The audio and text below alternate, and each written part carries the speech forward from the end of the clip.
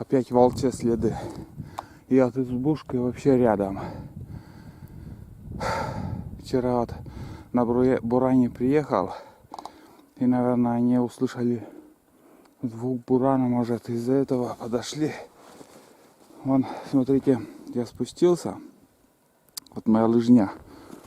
А там я поднимался. Это вчерашние следы мои. И тут рядом уже недалеко моя избушка. И вот с вчерашнего вечера вот волки подходили. Ну, и увидели мой след, лыжню. И обратно повернули. И что самое главное, я сегодня с утра с восточной стороны начал ходить. Ходил и вот такой круг сделал. Сперва на восток пошел, потом в сторону севера, потом к западу пошел и обратно возвращался строго на юг по кварталке.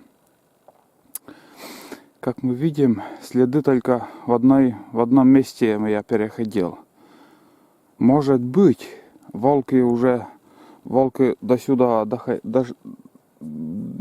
как бы заходили, ну, до сюда приходили и обратно по этому следу поднялись, откуда пришли. Из-за этого я новых следов вообще не видел, переходов. Если они обратно в ту сторону не ушли, они в кольце оказались, где-то вот здесь. Ну, радиус, наверное, где-то у меня, ну, не могу сказать, километров 17, наверное, 18, наверное, я сегодня прошел. Как я чувствую по усталости. И вот где-то они здесь. Ну, смотри. Хитрые, блин. А вот моя лыжня. Вот свежая. Сейчас вот я спустился. Вчера вот тоже. Так же вот, но только вот вниз по течению я ходил. Здесь я спустился. И вот старая лыжня моя, вчерашняя. Вот. Вчерашняя и вот свежая. Вот здесь. Сегодня вот пришел. Вот, видимо, увидели вчерашнюю лыжню и обратно пошли. А вот, ну вот, что я сегодня переходил, где я показывал, там то же самое, вот как уже снегом все уже, ну, немножко снегопад был, и следы немножко уже закрыл. И вот там также было, ну, не свежие следы. Не знаю, вот когда вот ночью они заходили сюда, или рано утром, или вчера вечером, непонятно. Не знаю. Но мы уже, в принципе, недалеко. Еще вот здесь подняться и до избушки. Все, наверное, сейчас снимать уже больше нечего. Буду сейчас готовить еду. Там вчерашний суп остался, я вообще кушать хочу. Целый день на воде и там, ну, немножко перекусил, а так все равно плотно не поевший еще. Сейчас вчерашний суп я доем и буду еще ужин готовить. Вот такие пироги.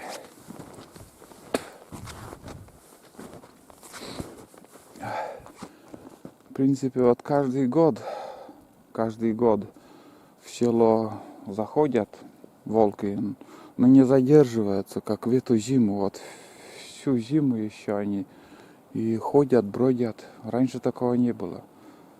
Пришли, там штук десяток собак сожрали и ушли в другое село. И все четко. Дошли еще светло.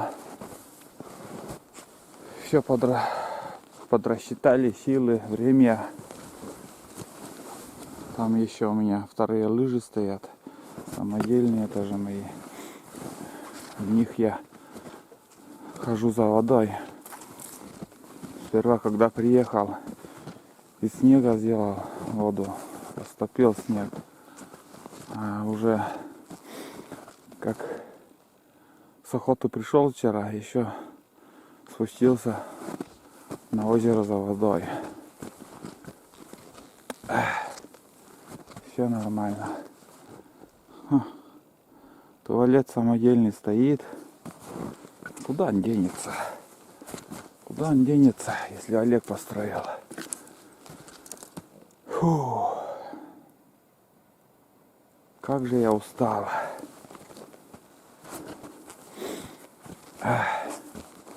Снег с вчерашнего дня сантиметров 3 уже.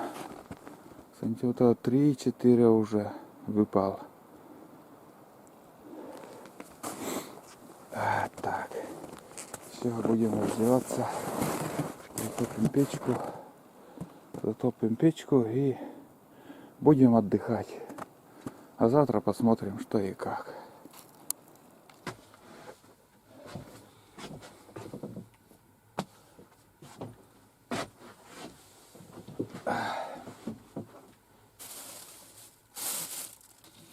Готовлюсь ужинать. Сварили еду.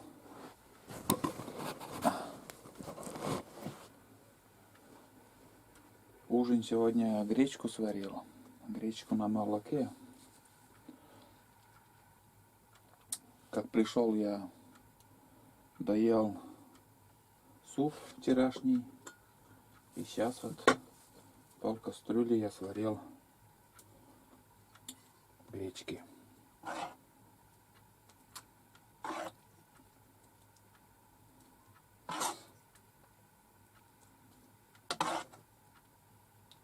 Если честно, я не любитель кушать гречку, но вот сейчас я в телевизоре я услышал, посмотрел, много полезного.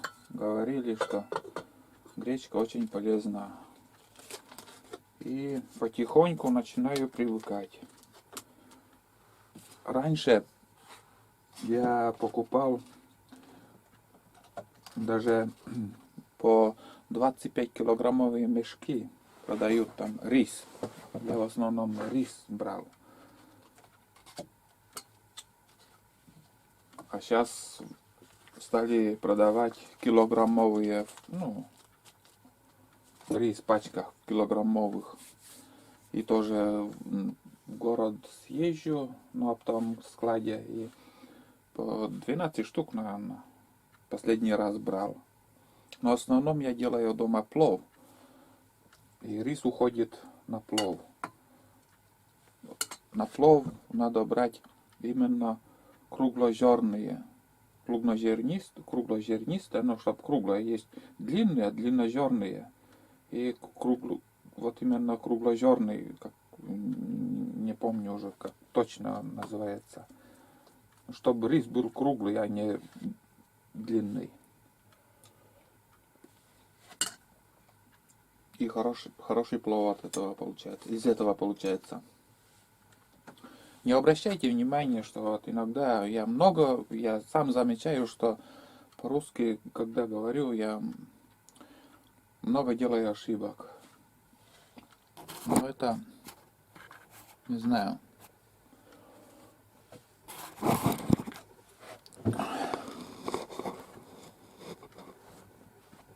Не судите строго, короче говоря.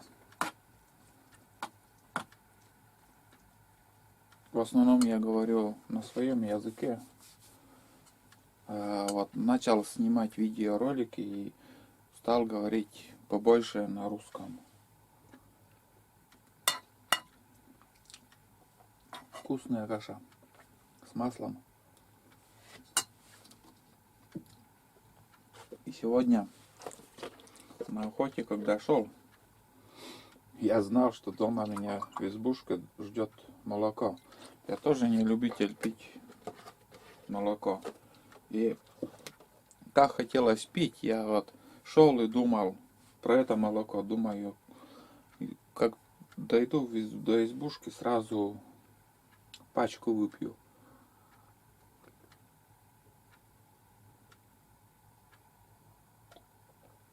Да и сейчас пить еще хочется.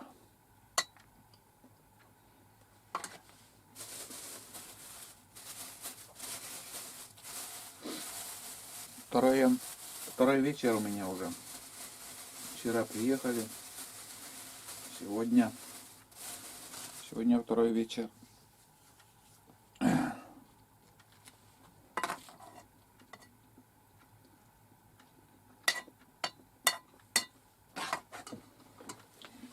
Сегодня хоть что-нибудь да засняли.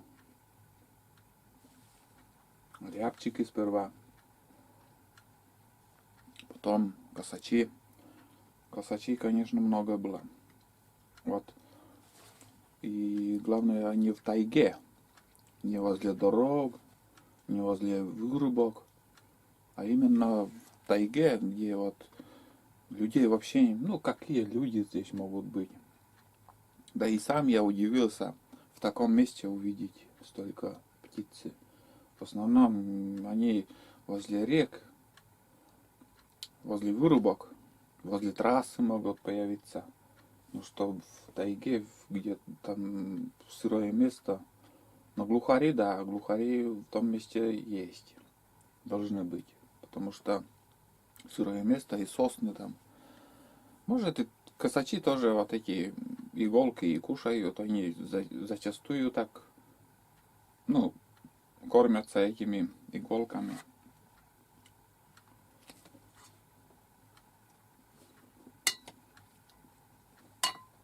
Если завтра схожу на охоту, наверное, видеокамеру не буду брать. Ну, живую цель я увижу, я забываю про ружье. Сразу хочется заснять их. Заснять, поснимать, сфотографировать. Какая-то хобби появилась у меня. Снимать, фотографировать.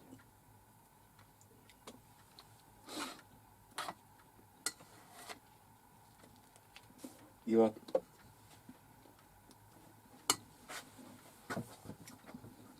я, наверное, на охоте за свою жизнь где-то 2 или 3 раза на лунки попадал. 2 раза я это точно помню, как дела были. Я один раз с одноклассником, с другом, с лучшим, друг детства. И мы шли вместе, короче. Но я знал, что там косачи, там я их видел. Очень много их было, штук 50-70. И я предположил, что они именно в лунке, где я думал, именно в том месте они будут нырять в лунки. И вот, короче, мы шли и чуть-чуть не дошли, где-то 100 метров, наверное, 200 метров. Он повернул, ну, какое-то вот, как озеро тоже. Не озеро, а вот уже сухое место, вот как же Арай-то называется, блин.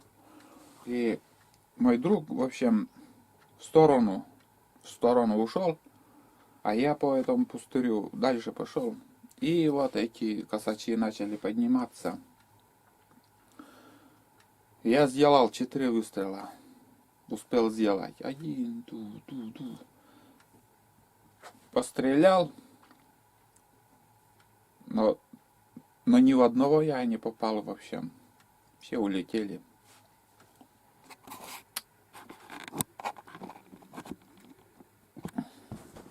Все улетели.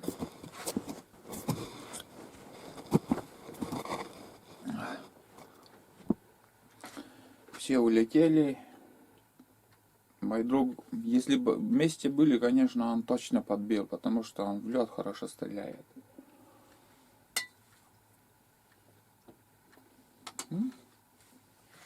Так вышло, что я ни одного не подбил. Не добыл, то есть. А второй случай был, это один, я на охоте был тоже. Но те года вообще косачей очень много было. И там большое болото. И возле этого болота вот я тоже шел.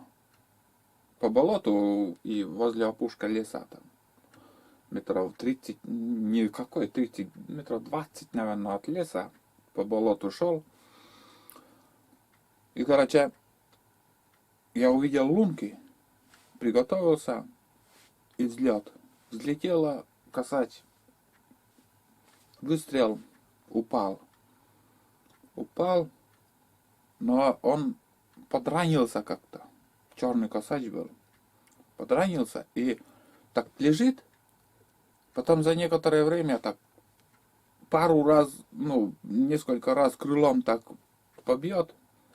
И от этого шума чуть подальше вот опять поднимутся косачина. Второго я, в общем, еще сбил, он летел, и потом тоже подранок, и столкнулся в дерево, стоящее дерево, или хотел сесть туда, но не получилось у него. В общем, как-то столкнулся с деревом и упал тоже. Но первый подранок меня, конечно, чуть-чуть подвел. Из-за этого, что, наверное, 2 штуки я. Да, 2, наверное, 2 косача. И первый косач вот подранок вот хлопал крылом и всех напугал. А там очень много их тоже было.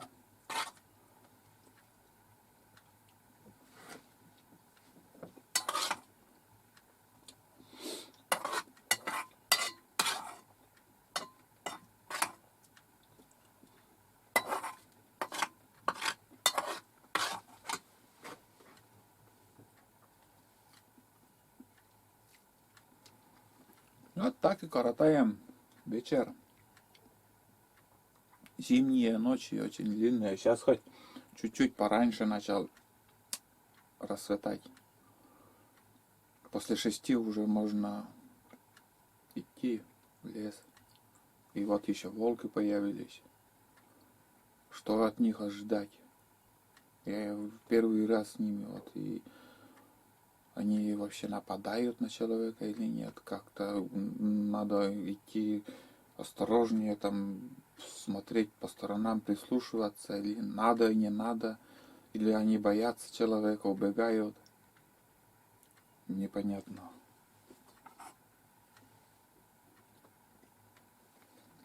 Значит, и осенью они тут. А я с собакой. Зачастую это тоже других, ну, в нашем районе, но в другую сторону, скажем, от Каткороса, вот Каткоросский район у нас. И охотники говорят тоже, собаку на охоте, там собака бегает, и только путь их вообще волки режут. Даже с навигатором там придешь, и там остатки собаки находят. А я иду всегда там, на улице у меня будка, и в будке она ночует. А если придут, ничего не успеешь сделать, они зарежут. Порвут вообще. А в избушку тоже вот, как-то и не пускаю.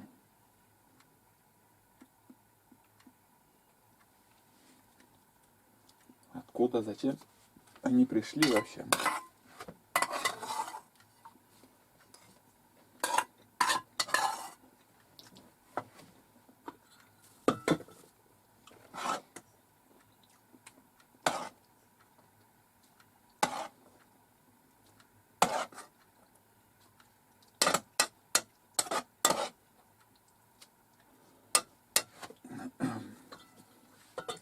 Никогда я гречку не готовил.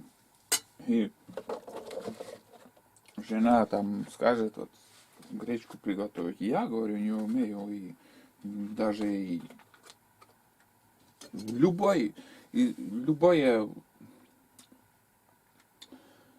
любую кашу я готовил, но не гречку. Первый год я, когда начал готовить кашу из гречки.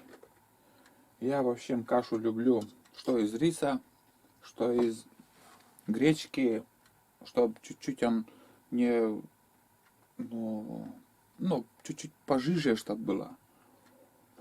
У нас дедушка с бабушкой жили. И рисовую кашу они тоже, в основном рис. Вот поэтому, наверное, вот от бабушек у меня вот пошло, что от дедушки готовите рис. И они рис всегда готовили, скажем, литровая там, как кружка литровая. Да, литровая, а не больше. И рис готовили они, там молоко добавляют, туда рис и в печку, в русскую печку. Там потом тоже побольше риса положат или, ну, чуть-чуть хотя бы побольше, и рис набухает. И он плотный, каша плотная становится. Плотная. И сверху там румяная корка тоже. Румяная корка. И в середине делали такое углубление делали. И туда, бля, шматок. Что такой шматок масла, не жалея, сливочного. Вот эти масла там, хрен его знает, из чего делают. Что яйцо сейчас не портится, что масло никогда плесень не появляется. Что-то добавляют туда, какую-то заразу, чтобы дольше хранилось. Вот. Я отвлекся от темы, короче, кашу вот из печки вытащут. Так, углубление сделал, шматок туда сливочное масло там тает, и он получается как в этом, ну, как в чашке в середине. И кашу вот начнут там первые ложки там аккуратно вот сбоку набирают кашу ложкой и туда в эту чашу с маслом макают и кушают. Комина народ, он, знаете, еще много вот таких вот старожилы есть еще. Они вот сколько там блюд могут там рассказать, показать. У меня бабушка хорошо хлеб тоже пекла. Очень вкусно получалось. Очень вкусно. Сейчас я еще эту тарелку рубану.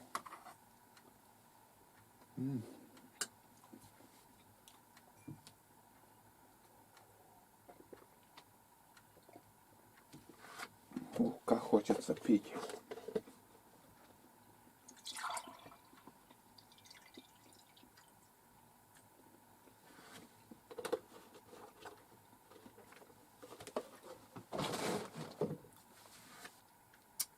Снег идет, и сейчас домой позвонил, там завтра целый день еще снег.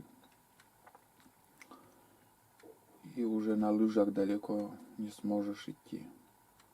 Но в принципе что, пускай идет. Это я завтра еще, может, куда-то схожу на охоту, а потом уже надо возвращаться обратно.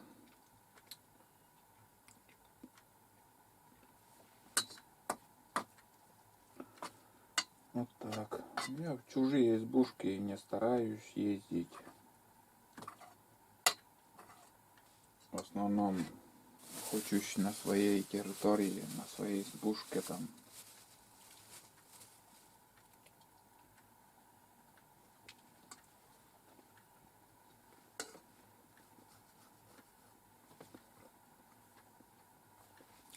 В прошлом году, наверное,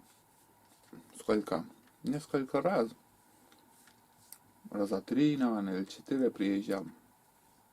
Зимой я в этот год еще один, первый раз за эту зиму.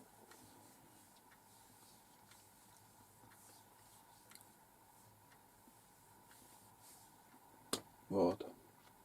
Сейчас поем. Буду еще смотреть, что я сегодня заснял. А потом уже спать. Еще ружье надо чуть-чуть почистить. Ружье почистить. Так-то не стрелял. А вот все равно вот, в снегу и все сырое. двустволка. Не знаю, видно, не видно. Двустволка. И осенью охочусь. Ну, эту двухстволку я беру вот именно, чтобы косачей из лунки бить, стрелять. А север это я осенью охочусь севером. И тоже вот осенью, не знаю сколько, позапрошлом, не помню в какой год было, тоже занес в избушку. Немножко протер, там, после дождя протер. А по второму разу как-то забыл. Тоже уставший, наверное, был. Что-то лень было с ружьем возиться. До такой степени вообще тоже устаю, когда вот много хожу. Сегодня тоже достаточно так усталость. Мышцы кругом вот все болят. И север я не почистил. И вот где вот механизм. Там появилась ржавчина. И покрасил после этого, там как-то по металлу краской покрасил. И без разницы, краска все равно выпадает с этого места. И ржавчина все равно вот по всему ружью ржавчины нету. А вот в одной точке, в одной местности, вот там ржавчина появляется, какой-то, может, хром или я не знаю, что-то уже, но там все равно ружье, когда на плече он трется, и этот хромирован, или что, какая-то защита у ружья заводская там. До такой степени я натер уже, и ушла вот эта защита. И вот все, металл начал ржаветь. Вот так вот.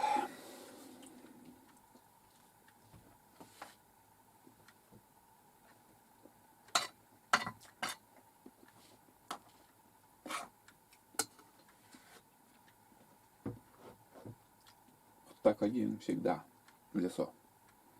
Один бормочу. Хоть сейчас сам собой на видеокамеру говорю. А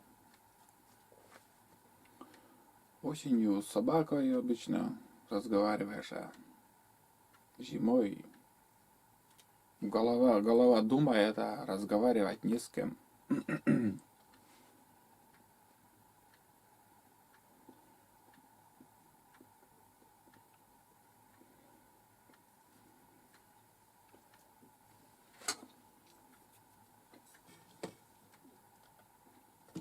Телефон выключен.